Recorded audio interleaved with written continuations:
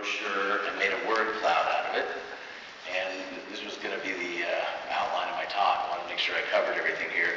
It's actually not as bad as it looks. Many of these words are English words that actually mean the same thing in English as they do here. And I went through and I double checked, and I think I'm going to cover most of this the next hour. I'm going to start moving pretty rapidly here in a minute.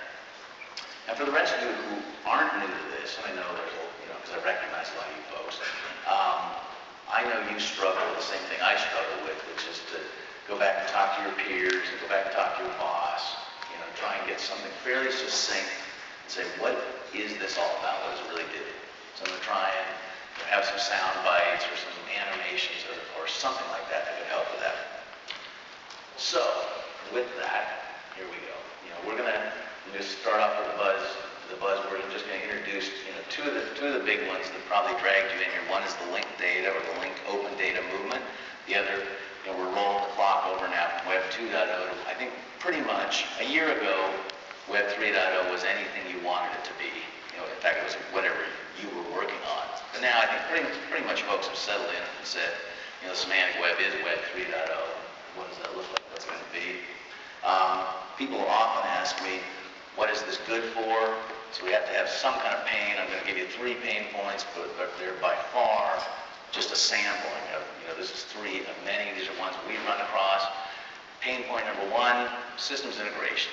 This is a chart we took from one of our clients. It's an actual chart of what they've been doing for the last 10 years, which is wiring this stuff together one at a time, hand by hand. So one of the things we're going to look at doing is, how does this technology help us not do that? Another thing that people have been struggling with for a long time is they've built a lot of systems. Building new systems isn't very hard. It's dealing with the ones we already have. What is it about the way we built systems in the past that makes them hard to change? What are we going to do differently now to make that easier? And then, no conference today would be complete without search.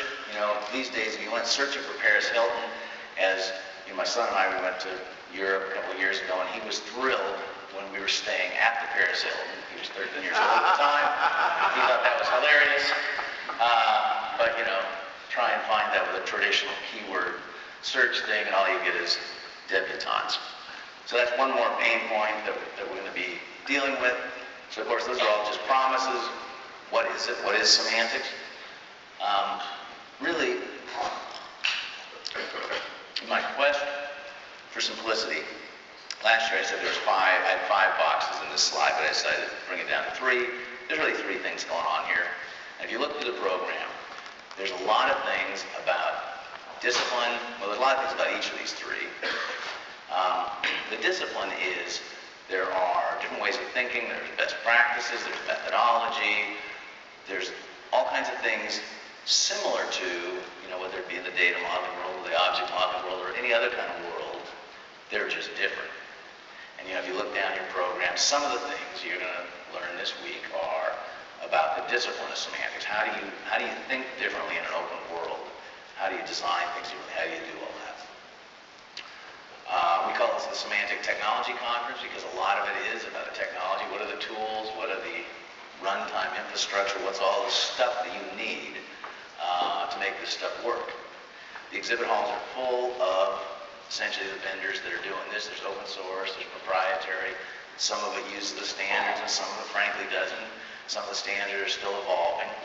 But all the stuff that runs and works and makes this go, we're just going to put into the collective of technology. And then the third door are standards. There's a lot of standards here, but the standard we're mostly going to deal with is the semantic web really is a set of standards and then everything else that adheres to that standard and moves forward. Here's where most of the acronyms are. I'm going to touch on several of these and then mark some more later, and then all the way through this conference you're going to be hearing about these things over and over again, but I want to just kind of introduce the ideas here. Here's what's going on, especially if you came from a traditional environment. This new way of approaching things is shared. We're talking about how to make formal definitions for what things mean. We're getting into how to augment data, how to bring much more data to bear on a given problem. make queries.